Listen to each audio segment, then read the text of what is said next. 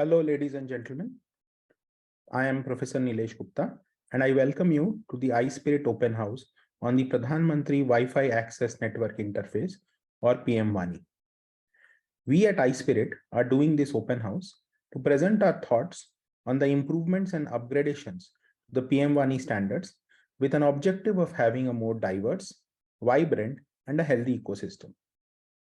Since the time of its launch, PM-WANI initially saw very good adoption from multiple stakeholders. However, over time, the initial enthusiasm died down and efforts to keep the ecosystem running fell down simultaneously. For the past year particularly, there have been significant negative reactions and disillusionment among the standards for all stakeholders. We have also heard a desire for scrapping up PM-WANI in some quarters. There have been several solutions proposed by multiple stakeholders to jumpstart the ecosystem and make it vibrant once again. This volunteer group looked at the problems in PM-WANI and understood it holistically from all angles. This talk is a culmination of our work where we dissect the problems around PM-WANI, look at the proposed solutions holistically, and suggest additions to the technical standards, keeping in mind the solutions that are being expressed in the ecosystem. So pack your straps, listen to our analysis and our proposed solutions to the challenges to the ecosystem. Before we go further, it might be a good time to talk about iSPIRT. iSPIRT is a non-profit technology think and do tank, and most of us are volunteers. I have been a volunteer with iSPIRT for the past 1.5 years. We typically take a long-term view of any problem and approach it from first principles. Our experience is that any societal change takes about 20 to 30 years to bring about, even if it's something as simple as segregating garbage. This role of long-term anchors is traditionally played by universities and think tanks and industry research labs in other societies. For example, this is the role that Carnegie Mellon University played in the case of driverless autonomous cars going back to the early 90s. As anchors, we work with policymakers and VCs who typically take an 8 to 10 year view. Ultimately, the vision that both of us have is translated on the ground by incumbents or challengers. Quite understandably, they have a 3 to 5 year view only. iSPIRT believes that scale can best happen when we combine private innovation with digital public infrastructure. Needless to say, Indian digital public infrastructure is been one of the great success stories of the past century anywhere in the world. iSPIRT espouses the philosophy of no greed and no glory volunteering. This principle has been at the core of our success, and India Stack emerged from this thinking. As you already know, iSPIRT does not capture any of the economic value created from any of the platforms or protocols created by us. If building for India and building something permanently excites you, we would invite you to be a volunteer to iSPIRT. To register yourself as a volunteer, we would require you to go visit volunteers.ispirit.in to see the list of projects that are currently accepting applications for volunteers. Going into the details of the PM-WANI architecture that we have created, let us first look at what is PM-WANI and what was the history behind it. So PM-WANI was created in December 2020. It's fully known as Prime Minister's Wi-Fi Access Network Interface. And the initial vision that we had was to provide Wi-Fi based internet connectivity to remote villages.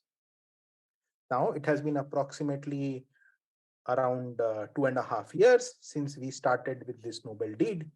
Now, what exactly are the players and what exactly is PM-WANI? So the first point of contact for any user who wishes to access a Wi-Fi, a PM-WANI compliant hotspot, is the Public Data Office or the PDO. The PDO delivers last mile broadband connectivity. Most likely, we have envisioned him to be a Kirana shop owner or a micro entrepreneur who can maintain hardware and the Wi-Fi hotspots. Please note, it's to be noted that the public data office, the PDO, does not actually have bandwidth. He procures bandwidth and some other systems from the PDOA, or the Public Data Aggregator Office.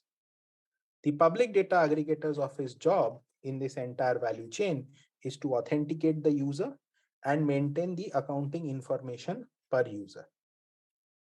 The PDOA acts as a sort of an aggregator for multiple PDOs in its catchment area. PDOA in turn procures the internet bandwidth from the ISP. The user accesses PM-WANI through an app provider. We have envisioned, initially the vision was that commonly used apps such as Paytm, PhonePe, etc. would be the app providers. The basic function of an app provider is to provide backend authentication and Aadhaar-enabled KYC for user sign-up. The app provider also allows for discovery of interoperable WANI compliant IDs and hotspots. The final player in the value chain is central registry. Currently, C. is the central registry for the system. The central registry manages the entire ecosystem, performs functions of dispute resolution and security enhancement, and maintains the overall change management and documentations for the overall protocol. Now, with this in mind, let's look at how PM-WANI has fared over the years. PM-WANI, today, we have roughly 146 PDOAs with around 137,137 Wi-Fi hotspots. It may look that these numbers are a great success, but let's remember that when we started with this vision, the government had wanted to set up approximately 1 crore data centers. Compared to our initial targets, PM-WANI has not been able to reach the lofty targets. If we look deeper into the data set, we find that the number of PDOAs with greater than 100 hotspots is only 18. Only 7 PDOAs, further compounding the problem, only 7 PDOAs have hotspots in 4 digits, and 87, which is the majority, have less than 10 hotspots.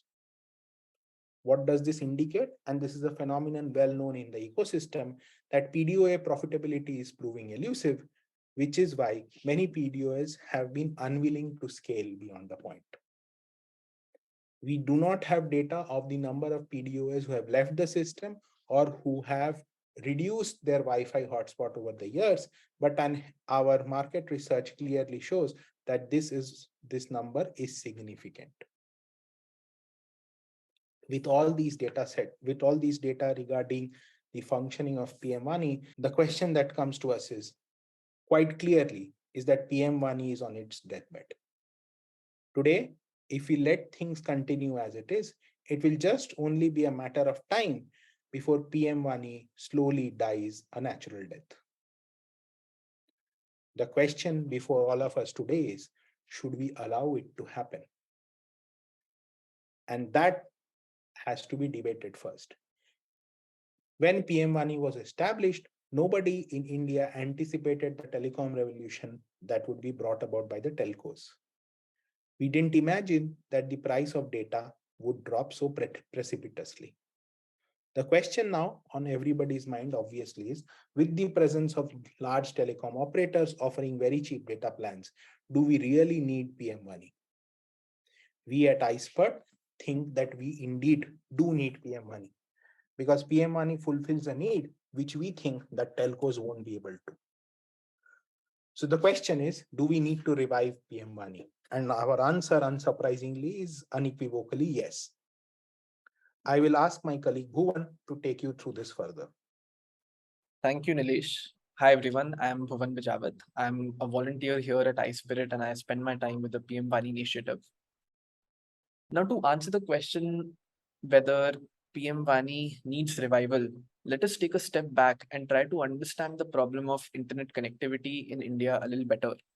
As they correctly say, India is a unique land of contradictions. One such contradiction is on the internet connectivity side as well. After the 2014-15 4G boom the country experienced, India houses close to 600 million people in the country who have connection to the internet. And that comes second only to China with close to 1 billion citizens having internet connectivity. Despite that phenomenal achievement, India is still ranked number one in the number of people who have no connectivity to the internet, which is the remaining 800 million people in our country. And the primary reason is that our rural India, which houses probably more than 2/3 of our country's population, 1 in 3 people have probably connection to the internet. In fact, close to 25,000 villages in the country have no internet or mobile connectivity at all. Now let that sink in. And the digital India dream, which a lot of us live with these numbers in place, still seem like a distant dream. Moving a little ahead, it might be difficult for us to truly understand who such people are who don't have connectivity to the internet, because for us, internet is just another part of our day-to-day life, and imagining a life without it seems a little counterintuitive to us. Now, of course, there are multiple archetypes of people in our country who don't have internet connectivity. I'll just bring about some 3 examples which probably form a big chunk of the remaining 800 million people who don't hold internet connectivity. Maybe to begin with, our school-going kids, probably in the age bracket of 8 to 20 years, maybe school-going, in fact, even preparing for competitive examinations. For them, they're already tech savvy. They have an intuitive sense of devices, how mobiles or computers work. And in fact, internet can truly help them in their education and getting educational content delivered to them at the right time. Another such archetype could be working professionals who would probably have a better understanding of the world around them if they were to use or maybe get access to news through internet. A third category could be, let's say, farmers who might not be as tech savvy as the previous 2 categories, but can really utilize internet to help procure better agri inputs for their farms, or in fact get educated to better manage their crops and other adjacent use cases. Now, moving forward, there is an absolute clear understanding that the internet in India is no longer a luxury. Probably a decade back, that would be the case, but no longer. In fact, just to reiterate the point, there was the concept of roti, kapda, and makan, the 3 things an individual would need to survive. Maybe we can make an addition of Wi-Fi or internet to those 3 things and say that these are the 4 things which an individual in the country needs for basic survival. An interesting statistic onto your right side, where we mapped houses basis their monthly income across the 10 deciles that are there in rural and urban country, and tried understanding how their monthly internet spends vary. It's very interesting to note that the spend for internet, despite a significant change in the household income, stays pretty much the same across the income deciles in the country, indicating that what, let's say, a household in the 10th decile, or probably the richest decile in the country, spends on internet is pretty much similar to what a household in the 2nd or maybe in the 3rd decile, which would have a significantly lower income, is spending on the internet. There is hardly much of a difference, which makes us believe that internet in India, of course, has stopped becoming a luxury, and in fact is an essential need for basic economic and social equality. Now, moving forward, we have understood that a big chunk of the population is not connected to the internet. And at the same time, internet is essential for the basic livelihood. The obvious question that comes is, why has this problem not been solved? And that's exactly what we try to understand here. I'll give you an analogy of the problem. Let's say I am in a desert in Rajasthan, and water is essential for my survival. Now, there could be two reasons why I don't have access to water. One, maybe I don't have water available around me, despite my pockets being full of money. That, according to us, is what we call as the coverage gap, where people can afford internet, but just don't have enough infrastructure in the localities or maybe in the cities or the villages that they're living in, which can support internet connectivity. Or the second possibility could be that there is water around me, but I just don't have enough money to afford it, which is what we call as the consumption gap in the country, where we say that the infrastructure is available, and if there is enough money for people to afford it, they can get access to the internet. It could be either of the two, or in fact, even a combination of the two reasons. And we tried understanding what is the precise reason behind this huge gap that exists from an internet connectivity standpoint. Now, to a graph to the left, we tried mapping the 700 districts in the country and tried understanding how many households in those districts are paying money for internet. It's a very interesting statistic where we realize that more than 90% of the districts have majority of the people paying for internet services, which implies that the infrastructure needed is pretty much present in the country, which implies that the coverage gap is very minimal, if at all non-existent. To the graph on the right-hand side, we plotted a graph for the households across different income deciles, with 1 being the lowest income household and 10 being the highest income household. And we plotted the average connectivity of households across these groups. Very interestingly, you can see that the lowest income decile group, the number 1 here, has close to 41% of internet connectivity, meaning that out of 100 households, 41 households have connectivity to internet, which significantly increases to 47 as we increase our incomes, which means that out of 100, more than 47 households actually have internet connectivity, which means that the lower our income is, the lesser is the possibility of getting connected to the internet.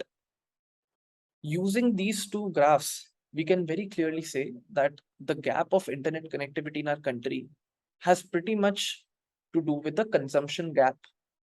And if, let's say, this consumption gap is solved, our hypothesis is a fair chunk of our citizens will get access to internet for the first time. Just to support the point here, we have another interesting statistic where we say that among the poorest 20% of the household, roughly 9% have access to internet facilities. But if you look at the top 20% households, that number jumps up to 50%, implying that there's a very clear correlation between income and connectivity to internet in the country. Now, moving forward, let's try and dive deeper into the cost of connectivity here. As we said, cost becomes an important part to deciding whether people in our country do have access to internet. It's very interesting to see that India actually accounts for the cheapest internet across the globe.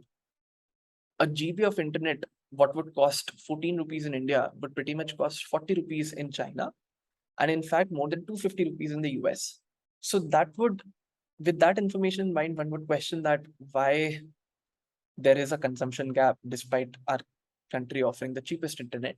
The reason behind that is there is a significantly high threshold that has been set up. If you were to go out in the market and look for internet, there would not be any pack that you would find a GB pack, let's say for 14 rupees, but you will have to pay a minimum amount of 150 to 200 rupees in order to get the basic access to internet. Of course, the amount that 150 to 200 rupees would get you is going to be much higher than a GB, but there's a very clear threshold that has been set by our telecoms in order to account for their capex. With that in mind, if we were to actually solve the problem of making internet affordable to masses, there are two possible paths. One is to increase their disposable income, which of course is happening over time and will take its own sweet course. The other one is actually reducing this threshold price of 150 to 200 rupees. And that pretty much is what we call sachetizing the internet access, or maybe the cost of providing access to the internet.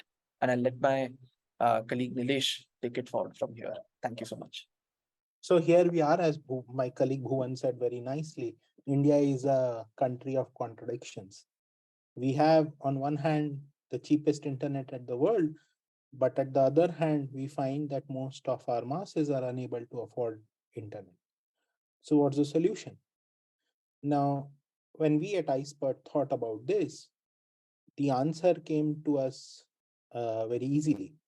And the answer is something that we have already seen in India before. It is nothing but sachetization. Many years ago, Chick shampoo did the same and created an entire revolutionary category. They figured that it was not that shampoo was not desired in rural India. It was desired, but the point of purchase of a whole bottle was much higher than what people could pay for. So out came the revolutionary sachet, which over time has been adopted by multiple FMCG companies and telecom companies in order to sell to rural India. Today, we are saying that the same needs to be done for Wi-Fi. And in our opinion, PM-WANI is the only way by which we can provide sachetization. It's also our belief that current incumbents, particularly the telecom companies, will find it very tough to undertake sachetization. Sachetization will be a huge negative for their bottom lines. Our companies, the telecom companies today, are already struggling with low average revenue per user. If they undertake sachetization, it will fall further. There are multiple news reports, which we have linked in this article, in which telcos are trying to adopt methods to increase their average revenue per user. Secondly, with falling average revenue, with falling RPU, the cost of offering a service, a mobile phone service, is pretty high. For example, mandatory KYC via SIM increases the cost of service and necessitates physical presence in a remote area. As far as, if you remember, the authentication system in WANI is through Aadhaar-based app authentication, which is much less costly than the SIM approach that telcos have to undertake. Finally, and what we think is the most important point, 4G, 5G networks that the telcos are currently using need very, very high capex.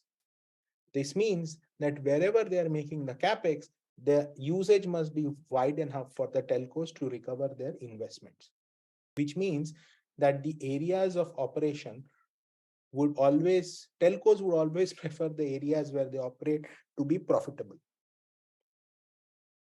And because of these reasons, we feel WANI has a natural advantage in the way it is set up as compared to the telcos. Secondly, our government there are also other policy imperatives governing the rise of WANI. The Telecom Secretary, Mr. K. Rajaraman, has already said in an article that a country of India's size cannot rely only on a sole method of connectivity. It needs a mix of mobile, wired broadband, and satellite connectivity. This is not just important from a business sense, but also from a national security perspective. We feel this makes WANI a natural contender towards providing connectivity in remote as well as urban areas. Second thing which the government has already observed is that there's a huge pent-up demand for data. The average consumption of data per household on broadband is 184 gigabytes per month. The average usage on mobile is only 20 GB. We have already shown that data spending on data is almost invariant with respect to income decile. This is further data indicating high pent-up bandwidth. Finally, the government has always wanted micro-level entrepreneurs at villages to come up. This will increase the average per capita income of our villages.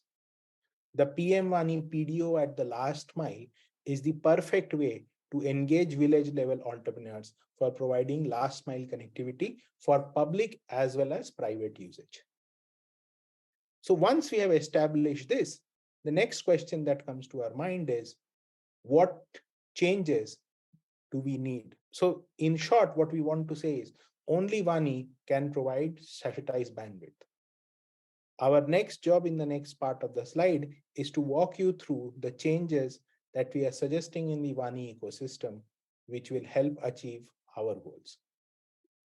I hope you are convinced by the passionate spiel that Nilesh and Bhuvan made about WANI being the only economically feasible way through which we can bring in universal connectivity, universal access to the internet to the vast and economically diverse population of India.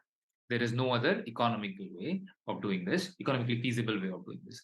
So in this sense, WANI is an essential digital public good, which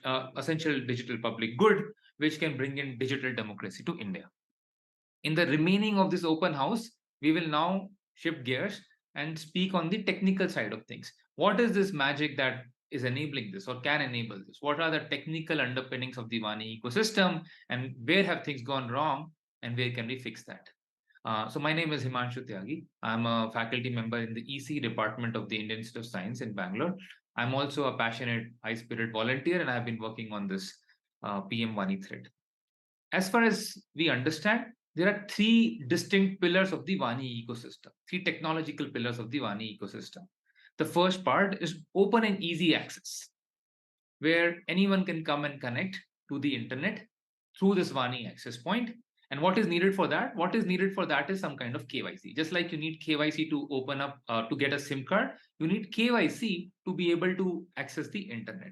So WANI has enabled a tokenized universal access system. At least that was the intention of WANI, where this KYC, the part where KYC is done and the part where identity of the user is verified and then checked again during the session can be delegated to a third party for providing this KYC and identity verification. So this is the first part, that I should be able to, there should be not a very high friction way of doing KYC, and this people providing bandwidth should not be required to do this KYC. It should be a simple, open and easy access ecosystem. This is the first pillar of the WANI ecosystem, open and easy access.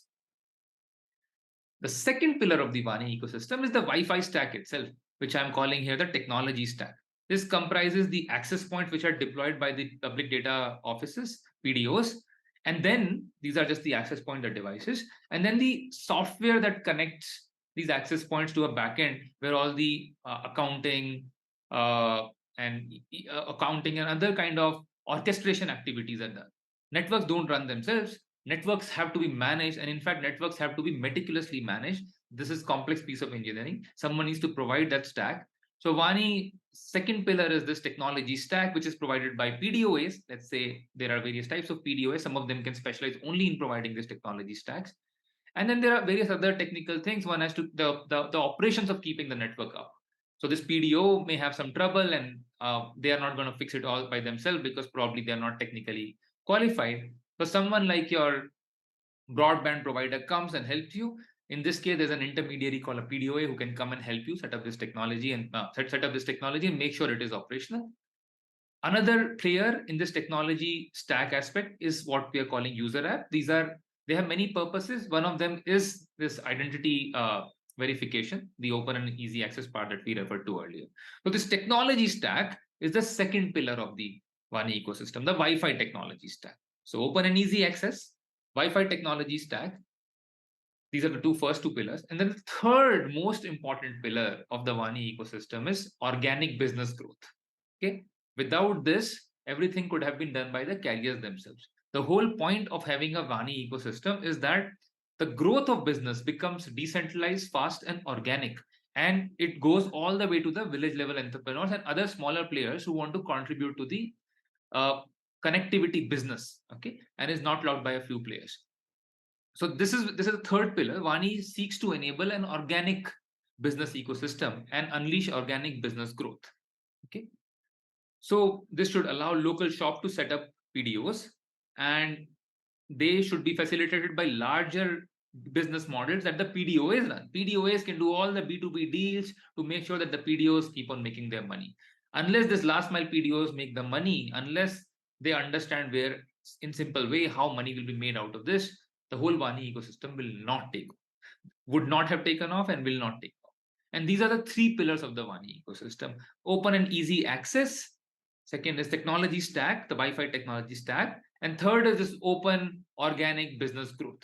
These three pillars are what we were hoping, if enabled, will unleash a connectivity revolution, last mile connectivity revolution, where the price point will go down very fast, even lower than what we see right now. And many new innovative business models of making connectivity cheap for the last mile users will come in. Okay, so very nice organized ecosystem, great ambition. We started with these three pillars. Okay, so turns out, well, Nilesh alluded to this, these pillars are broken. This ecosystem, the foundations of this ecosystem are shaky right now. All the three pillars of the WANI ecosystems are broken.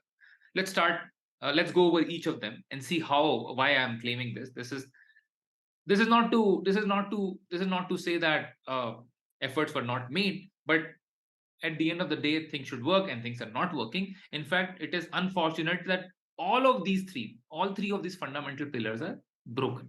First one, open and easy access. Okay, so we thought of a plan for it, and there was a nice suggestion that there can be independent players who can do your KYC and then give you a token, and then you can use this token to access the PDOs as you move around, as you connect to different PDOs. Great idea. Unfortunately, the flows that were described, the protocol that were described, was highly OS dependent. It was tied up to the OS releases then, the Android release then. And as you know, Android keeps on evolving, and security settings of Android keeps on evolving. And because of that, currently, it is impossible to comply with the protocol the way it is described. This whole open and easy access thing is broken. Currently, the way it's tied to the OS, there's no way to use this protocol. So the first pillar, shaky, broken. Let's come to the second pillar, technology stack, the Wi-Fi technology stack. Okay, so the simple view people took of this WANI Wi-Fi technology stack is, I can drive the price point really low by setting up open WRT access point, the next type of operating system on this very cheap access point, let's say 2,000, 3,000 rupees access point. And then I can program, I can make them compliant with whatever these few interfaces, extra interfaces WANI is asking for, and I'll deploy. I'll package them in nice outdoor, indoor sort of top of packages, and I will deploy. Okay. This was the view taken up by many smaller vendors, at least few smaller vendors. And this is a shaky view. Turns out that it's not so easy to just patch together things and put up. There'll be many issues. Firstly, these boxes won't work. Secondly, deploying the boxes and having things started is just the beginning. One has to constantly employ technology to manage a network. Network management is also a highly technical job. It's an engineering job. It cannot be left unattended. And because this was sort of trivialized, the current tech stack by some of the providers which we see around is broken. Okay, so tech vendors have this broken stack, and they have very little accountability. There is no compliance. They go and register on this website, and then they go ahead and say we are WANI compliant, and they start deploying things. There is no real testing of the stack. Okay, there is no real testing of the stack, and this is a big issue. It's not a small issue. We can't take an approach that let a broken puta stack just go out, and then let's not create friction for players in the beginning. Then we'll come back later and fix things. Well, it won't fly that way. What has happened because of this broken technology stack is that the initial movers, the early adopters, have lost trust in the ecosystem. And who are these early adopters? These are not only the end users, they're also these PDOs who spend money to buy this hardware, and then they find that this hardware is not working, forget about making money out of it, which would have been challenging itself, but the hardware itself is not working. So they are not, so they feel cheated. They feel their stack, they feel that they have been sold a stack which doesn't work and they've been charged for it. At the same time, I would say that the blame should not also go to PDOs, because they were maybe buying a stack and they felt that some of the stack providers were certified by the central registry and all that. And so they went ahead and deployed. They went ahead and sold it and deployed it. The point is, one needs to have an ecosystem where it is made sure that if someone is WANI compliant, then the stack works and the basic reference designs are given, and some basic standard operating procedures for keeping the network up are suggested or laid out. Okay, some basic management framework is given, and it's not like this has never been done before. Many similar ecosystems are coming up in the blockchain world, where this decentralized management and observation is being figured out. So we have to adopt best practices to have somewhat decentralized compliance, not decentralized running of the network. This is another point I would like to another point I would like to make here. The technology stack is broken because somehow even the technology management and network management was left as a decentralized thing, as if it will organically grow. Actually, big players need to invest significant energy to make sure that technology stack is working, so that smaller players, the decentralized businesses set up by PDOs, can continue to run their business and make money out of it. WANI should aim to decentralize business and incentivize larger technology providers to make sure that the stack is working, and the compliance and regulation has to make sure that the stack is working. Otherwise the system will not start. Early movers will lose trust in the system, and they will do this after investing money in it, so which is really bad. So currently, the first pillar, open and easy access, very hard to comply with, OS dependent, doesn't really work. Second pillar, technology stack, right? The Wi-Fi technology stack, broken. Many vendors have stack which doesn't work or has very poor performance, and it has just been obtained by deploying, deploying OpenWRT and making some small changes to the to the kernel, and just doing very quick and dirty engineering, not thorough testing and compliance. The technology stack is broken. Okay, what about the third pillar, organic business growth? Well, turns out, of course, if your stack is broken, if the access was not as open as it was thought to be, where will this business come from? There is no business growth right now. There is no space to innovate for business over WANI. It is still that model where someone can come and buy bandwidth, a user can buy bandwidth, and they can pay for it and get bandwidth. And this model also now, as was explained in the first part of the talk, if it's deployed in its vanilla form without more creativity, then it will compete head on with what the carriers have to offer. And we know what are the limitations there, the limitations in carriers offering. The only way for WANI to have this business ecosystem growing is to think beyond the box and have a very flexible and open business ecosystem where people can innovate business models for connectivity. Okay, so these three pillars, open and easy access, technology stack, the Wi-Fi technology stack, and open and organic business growth, are all have cracks in them. So all three fundamental pillars have cracks in them. We must fix them. We are not the only ones thinking about fixing them. Many people are thinking about fixing them. There are many attempts being made. But I would like to add that all these attempts are sort of piecemeal. Okay, patchwork solutions are being attempted. Let's fix this. Let's stop the water from leaking from this side, that side. Okay, just like we repair our roads in Bangalore, similarly we are repairing our WANI stack. So what are the patchwork solutions? First, for open and easy access, I said that, as I explained, that it had become the issue here is that the proposed protocol is tied too closely to the operating system. It's not really a protocol, but it's an implementation which was done in an OS dependent way. And the way they are fixing it is, the way people are thinking about it is that let's keep up with the OS updates and keep on proposing a new implementation which keeps up with the OS update. This is a this is not the right way to propose a protocol, especially a technical protocol like open access for a nationwide Wi-Fi network. Okay, we must take a more ground up approach. Similarly, for the technology stack, instead of having a comprehensive compliance framework or reference design, we have this registry of players who can just go pay a fee and register themselves without any detailed compliance testing. Okay, there are not enough tools even given for self testing, and there's a big omission. Okay, so yeah, there's a patchwork solution that we are asking people to register, and at least we know these are registered companies also, so we know where they're sitting and we know what they are building. But that's not enough. How then there's no follow-up, and these guys go out and they try their stacks, they try to sell their stack, and some of them succeed, and they end up selling stacks which are not operational.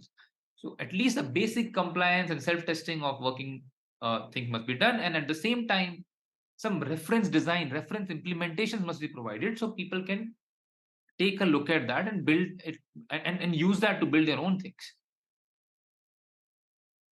Now coming to the third point, organic business growth. There are very interesting attempts in this direction also. And in fact, this is a direction, this is a step on which PDOAs, based on the surveys that we did, we discussed with a lot of PDOAs and policymakers, players from CDOT, players from DOT, all the other policymakers involved. All of them agree that this is one step that can be taken, namely enabling nationwide roaming. Okay, and there are interesting new proposals for enabling nationwide. But here, at least as far as we at iSPIRT see it, nationwide roaming by itself may be just one of the different applications of business ecosystems that can be developed on an open business ecosystem. So what is roaming? Roaming is nothing but a contract where someone else can acquire users for you and someone else can serve them, and these users are paying another person while they're getting service from another party. That's all roaming contract roughly is. And this structure of the contract applies not only to roaming, but to many other different business contracts and business models that can be deployed in this ecosystem. So roaming should be designed in a way that later on it can lead to many different use cases, an open business and contract ecosystem. However, the approach taken on roaming currently is rather short-sighted, where roaming is thought of as an end in itself, and then it's very centralized. The view is very centralized. There is a central roaming hub, and people are thinking that this roaming hub, everyone will have contact with this roaming hub. This will not solve any problem. Roaming by itself with a centralized implementation doesn't solve any problem. One should view roaming in the broader context as an interesting contract, which, if executed in the correct way over a broader ecosystem, will show that one can have different types of business contracts over the WANI ecosystem. So for all these three pillars that we discussed, which have, as we discussed, some cracks appearing, some patchwork solutions are being proposed without thinking ground up comprehensively. Okay, so what is WANI 3.0, our proposal for revival? It's basically a comprehensive proposal for revival of WANI. Think of all these problems at the same time, take a comprehensive approach. As we saw, these problems are interlinked. Because we don't have easy open access, because we don't have open easy access, and because the technology is falling apart, these early movers are not, there's no stickiness coming in the system, and the PDOAs are not able to make money, and so the business is crashing. So all these three problems are sort of interlinked. They must be solved together, taking a comprehensive view of the whole thing. So we want to take a clean slate approach of design of access flow. Okay, let's not do a patchwork solution for modifying our exact implementation to keep up with OS evolution. Let's take a clean slate approach. For just the basic problem is very simple. Anyone should be able to access WANI. Anyone who has done KYC earlier, has their Aadhaar card or other sort of national identity, should be able to access WANI.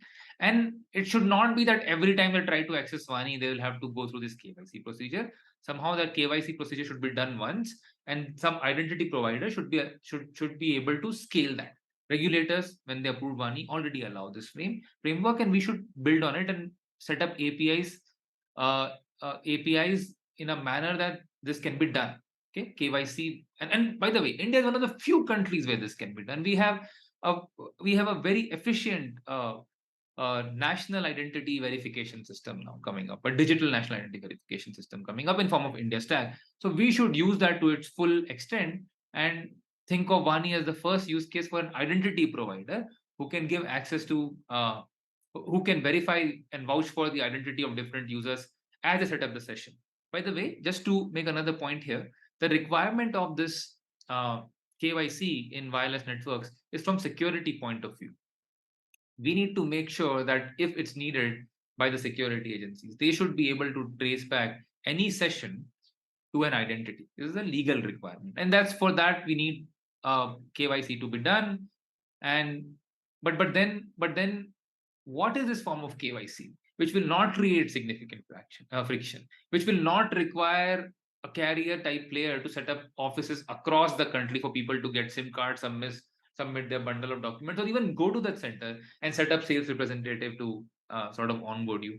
Can we do a lightweight KYC ecosystem, which once done gives you a tokenized access to all the WANI access point? That's the goal here.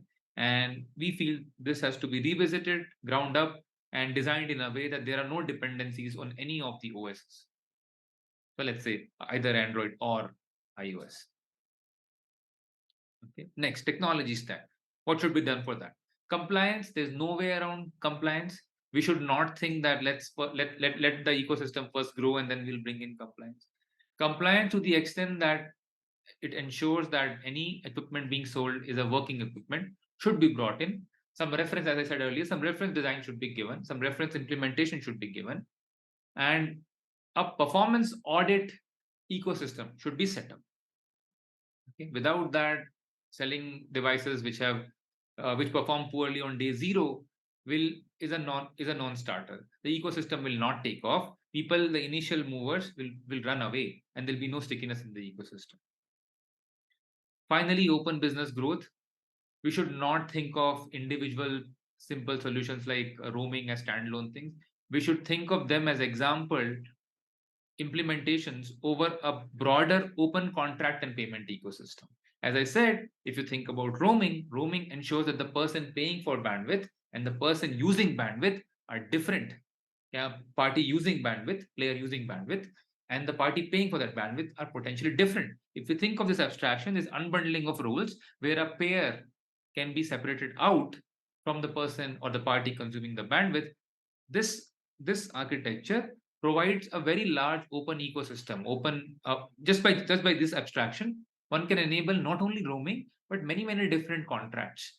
Okay, and we should take that view of roaming. We should strive to set up a larger ecosystem, a larger open contract and payment ecosystem over WANI. And as we know, there are tailwinds which suggest similar ecosystem. So if you look at ONDC, the way it's proceeding, and other applications, at least in Bangalore, applications like Namma Taxi, which are open ecosystem for business contracts, fee sharing SLAs, those tailwinds have high synergy with this proposal, and we should not miss this opportunity. We should use this opportunity to set up an open business ecosystem over WANI to make sure all the PDOs who are coming on board can make money out of WANI. So we took this approach. We said that we will revisit the problem ground up, think about all these problems, and put out a comprehensive proposal for all three of them. So in the remaining of this session, Saurabh will talk about our solutions for all these three different parts and give you some more details about the technical things that we are proposing in these parts.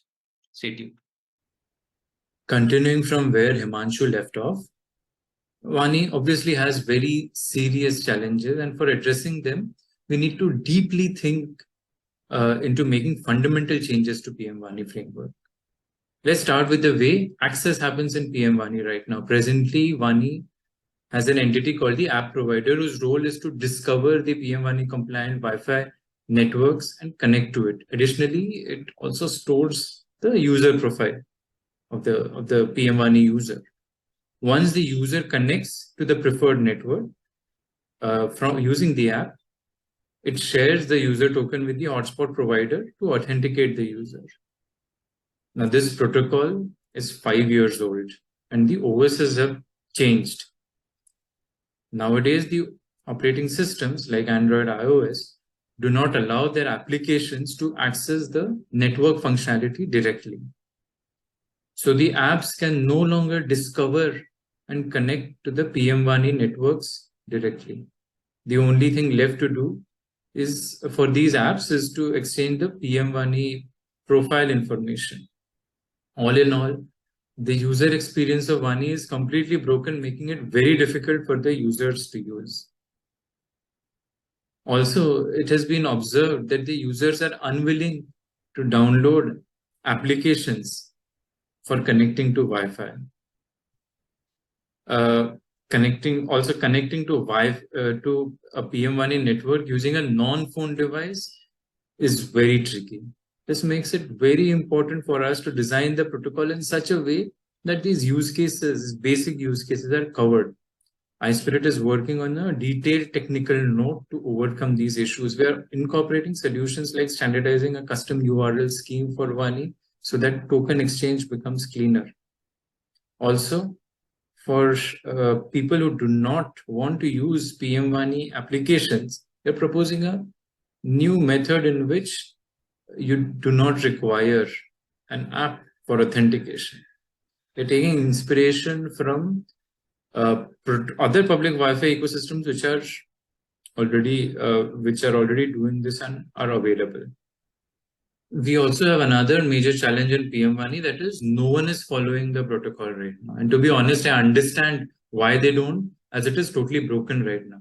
This is a huge detriment in building a robust, dense and ubiquitous network of PM-WANI hotspot, which can unlock huge value for its stakeholders. So for this, there are multiple proposals that we are looking at. We could have a self-certification framework. This is a cloud-based framework where stakeholders like PDOA or app providers can themselves test if they are WANI compliant or not and download the certificate.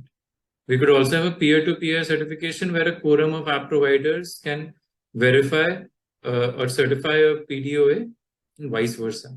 These certifications will drastically reduce the cost of certification and cut red tape. In our white paper, we have also proposed a mechanism in which we can have better visibility of the network by having open rating statistics and statistics of reachable, unreachable devices based on last ping and last device connect timestamp.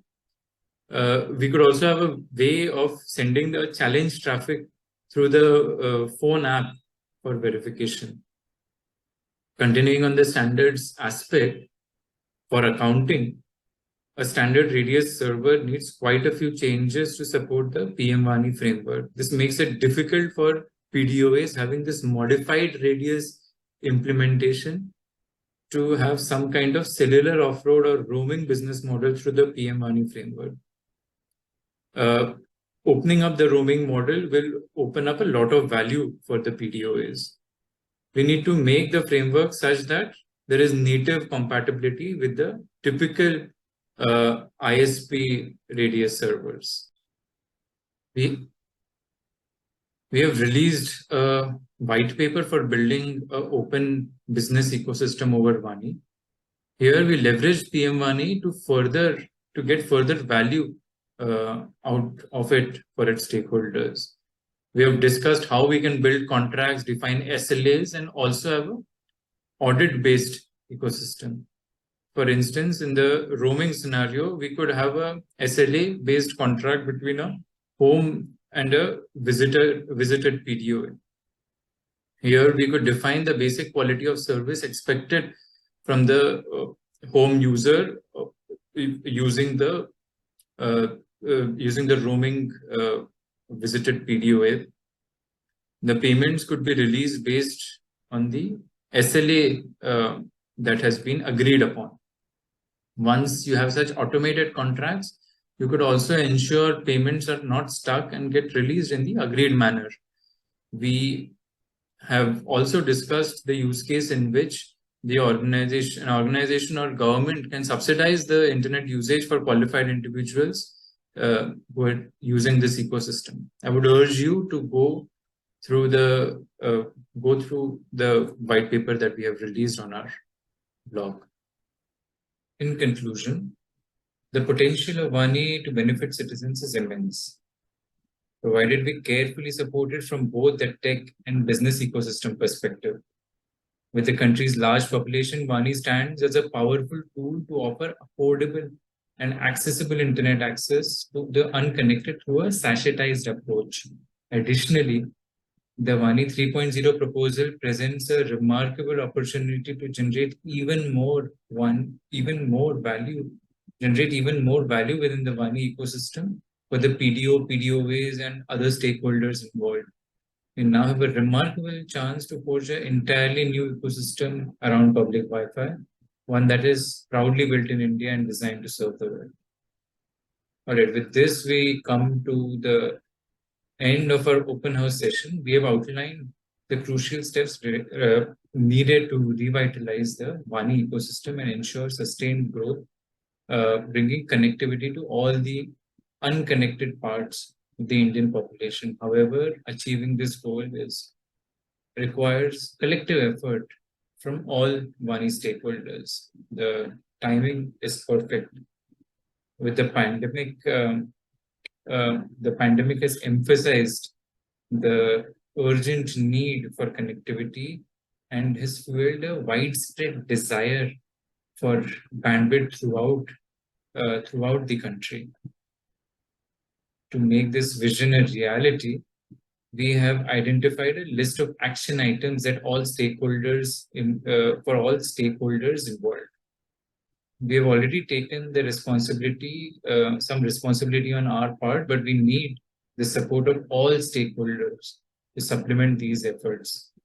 Our appeal to the policy makers is as follows. Firstly, we acknowledge the policy makers for their good intentions and well thought out protocol when creating the WANI ecosystem initially. We believe the initial version was established with great care and thought. However, as we look at the ground reality, there is a need to revisit the implementation of WANI and strive for a better version which is robust, sustainable over the years along the lines of the improvements that we are proposing.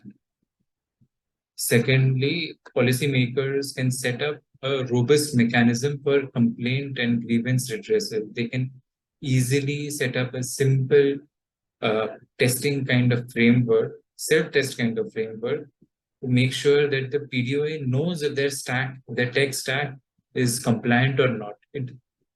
It's equally important for the players like PDOs and the PDOAs, the other users of the ecosystem, to be able to express their complaints.